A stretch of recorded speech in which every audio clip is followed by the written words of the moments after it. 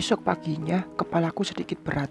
Entah karena terlalu banyak menangis atau aku yang masuk angin karena mandi malam-malam. Namun, aku tetap bangun dan melakukan aktivitasku. Aku turun ke bawah dan pergi ke teras rumah. Udara pagi begitu sejuk, namun tidak menyejukkan hatiku. "Raya, sedang apa?" tanya papa yang datang entah dari mana. "Sedang mencari udara segar, Pak." "Papa dari mana?" "Oh, habis lihat tetangga sebelah sana yang sedang sakit." "Masuk yuk, masih terlalu pagi untuk beraktivitas." Aku mengangguk dan mengekor di belakang papa. Karena tidak boleh masuk ke area dapur, aku pun memilih duduk di ruang televisi bersama papa, menemani mertuaku itu menonton kajian di pagi hari. "Kalau papa perhatikan, kamu dan Raffi sepertinya tidak baik-baik saja. Apa kalian bertengkar?" Pertanyaan papa mampu membuatku terkena serangan jantung di pagi hari. Aku tidak menyangka jika ternyata memperhatikan aku dan putranya. "Tidak, tidak ada, Pak. Kami baik-baik saja," ujarku mengelak. Papa manggut-manggut, tangannya mengambil remote televisi dan memindahkan channel ke yang lain. "Jika kamu butuh teman cerita, ceritalah kepada orang yang menurutmu bisa kamu percaya, menyimpan rahasia, dan membantu menyelesaikan masalah. Namun, bukan teman yang memberikan pendapat dengan menyudutkan sebelah pihak," tutur papa dengan nada setenang mungkin. Aku mengangguk paham.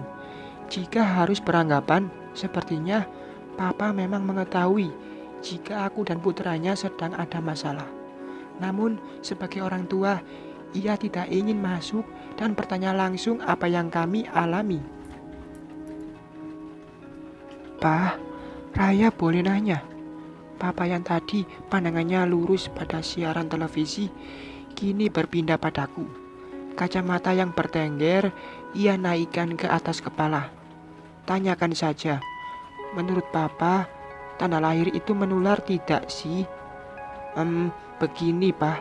Jadi, aku dengar-dengar katanya bisa menurun juga," ujarku dengan hati-hati. Aku tidak mau papa tersinggung dengan pertanyaanku. Papa memperbaiki letak duduknya. Dengan satu kaki, ia silangkan ke kaki sebelahnya. "Begini, Nak. Dalam ilmu medis, tidak ada ahli yang bisa membuktikan kalau tanda lahir itu bisa menurun dari ayah ke anak atau dari ibu ke anak. Juga tidak menular lewat pandangan atau sentuhan. Jadi, kamu tidak perlu khawatir. Apa yang dimiliki Raffi, insya Allah tidak akan menurun ke anakmu. Jikapun iya, kita harus percaya takdir, bukan?" ujar papa menatapku dengan lekat. Hanya kepala yang kuanggukkan yang menjadi jawabanku. Sudah bisa ditebak, jika papa pasti beranggapan akulah yang ketakutan akan mitos itu. Padahal anaknya sendiri yang sudah termakan hoak. Papa pergi ke kamarnya, bersiap-siap untuk pergi ke rumah sakit. Sedangkan aku masih diam di depan TV dengan pikiran yang entah kemana. Banyak sekali yang datang dan pergi, membuatku menjadi pusing sendiri. Niat hati ingin pergi ke ruang makan, tapi gerakanku terhenti saat mata ini melihat pisau kecil yang berada di atas piring buah. Ku ambil pisau itu dan melihat-lihatnya dengan senyum yang tersungging. Bagaimana rasanya jika ini menyentuh perutku ya? Akankah masalahku berakhir dengan bantuan ini, ujarku, melihat pisau dan perutku bergantian. "Au, Mbak Raya!" Astagfirullahalazim, astagfirullahalazim, ucapku seraya menjauhkan benda tajam itu dariku. Aku sangat terkejut saat tidak sengaja pisau itu melukai jariku hingga Bi Marni yang melihatku, ia berseru kaget dan langsung menghampiriku. Ia menghentikan dengan menempelkan tisu pada luka yang tidak seberapa besar. Mbak Raya tidak apa-apa, tanyanya dengan khawatir. Aku tidak apa-apa, Bi. Terima kasih, ucapku. Loh, Raya kenapa?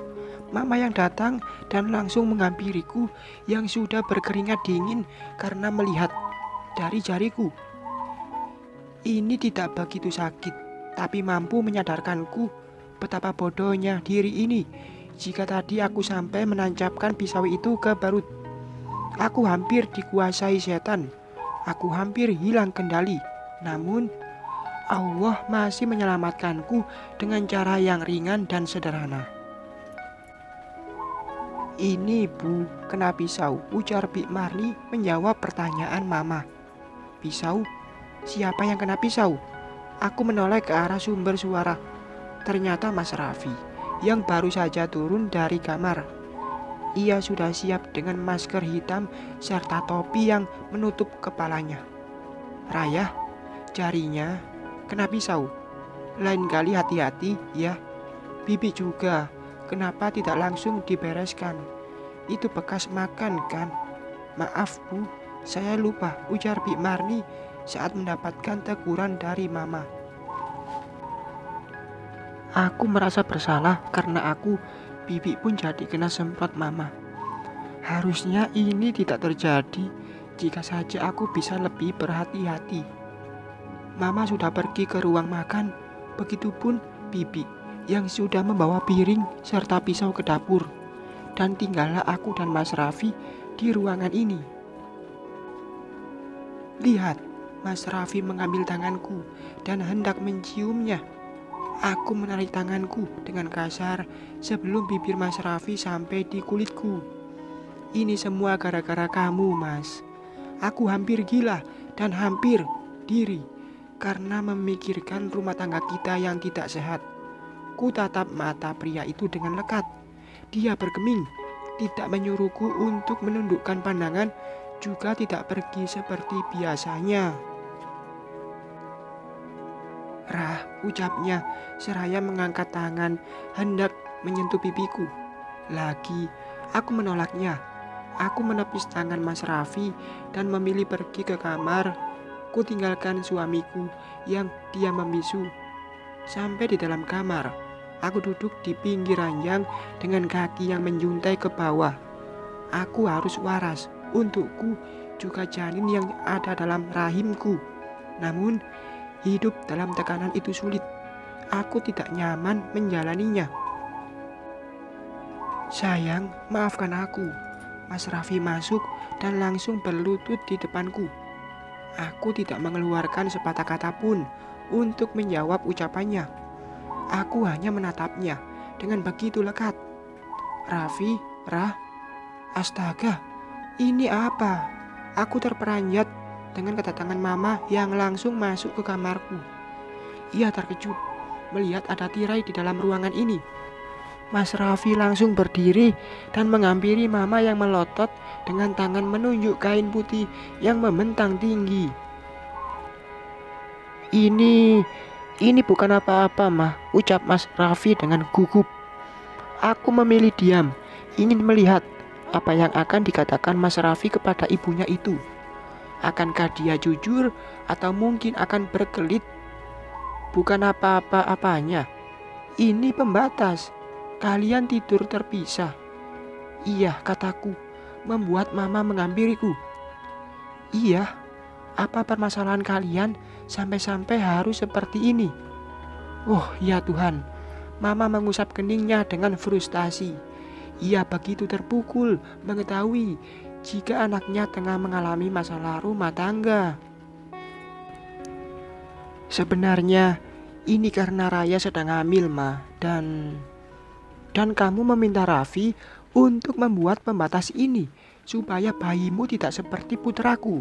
Begitu. Kamu takut jika cucuku seperti ayahnya. Iya. Mama memotong ucapanku yang hendak menjelaskan. Mah, ucap Mas Raffi. Namun Mama kembali memotongnya. Mama kecewa sama kamu, Raya. Mama kira kamu beneran menerima Raffi apa adanya. Tapi ternyata tidak. kamu tidak sebaik itu. Secara tidak langsung, kamu telah menghina suamimu. Tega sekali kamu, Rah. Mati-matian, Mama menumbuhkan rasa percaya diri pada putraku. Tapi kamu memperlakukan putraku seperti sesuatu yang menjijikkan. Kamu mengecewakan, ujar Mama dengan lantang di depanku. Setelahnya, mertuaku itu pergi meninggalkan kamarku dengan membawa amarah. Dia berpikiran kalau akulah yang punya rencana ini, padahal tidak seperti itu. Aku melihat kepergian Mama dengan dada yang naik turun. Dadaku sesak karena tidak sempat menjelaskan dengan gamblang apa yang sebenarnya terjadi. Begitupun dengan Mas Raffi yang hanya diam melihat kepergian ibunya. Lihat Mas, itu akibat dari perbuatanmu yang membudidayakan mitos. Akhirnya aku yang kena Mas. Mama mengira jika aku yang menginginkan tirai ini. Padahal apa? Kamu Mas, kamu. Semua ini gara-gara kamu, ujarku berteriak seraya memukul dada Mas Raffi. Raya, tenang. Aku akan menjelaskannya kepada Mama. Mama hanya salah paham. Dia tidak bermaksud untuk marah dan menyalahkan kamu. Mas Raffi memegang kedua tanganku, menghentikan pukulan pada dadanya. Kalau gitu, kamu jelaskan. Jangan hanya diam saja dan membuat Mama semakin membenciku, Mas. Aku tidak mau seperti ini, ucapku dengan berjongkok di lantai. Aku kembali terduduk seraya menutup wajah, menyembunyikan tangis. Mas Raffi yang melihatku menangis, ia langsung memelukku, mencoba menenangkanku. Namun, aku mendorong dadanya agar dia menjauh dariku. Pergi, Mas. Aku tidak ingin melihatmu. Jika Mama masih marah padaku, kamu harus bertanggung jawab dengan kesalahpahaman yang kamu buat, ujarku, seraya mengusap wajah. Mas Raffi tidak lagi berkata. Ia bangkit dan meninggalkan aku seorang diri. Aku berdiri dengan sisa tenaga yang ada. Aku tarik tirai itu dengan kencang. Satu persatu tali yang mengikat tirai putus dan kain putih itu kini teronggok di lantai. Semua gara-gara kain sialan ini, umpatku seraya menginjak kain itu. Aduh, aku memegang perutku yang tiba-tiba saja terasa sakit. Aku pun duduk berselonjor seraya mengusap-usap perutku. Tiba-tiba rasa takut menyeruak membuatku semakin khawatir dengan keadaan kehamilanku ini. Semoga kamu baik-baik saja di dalam sana, nak, kataku bergumam. Bersambung.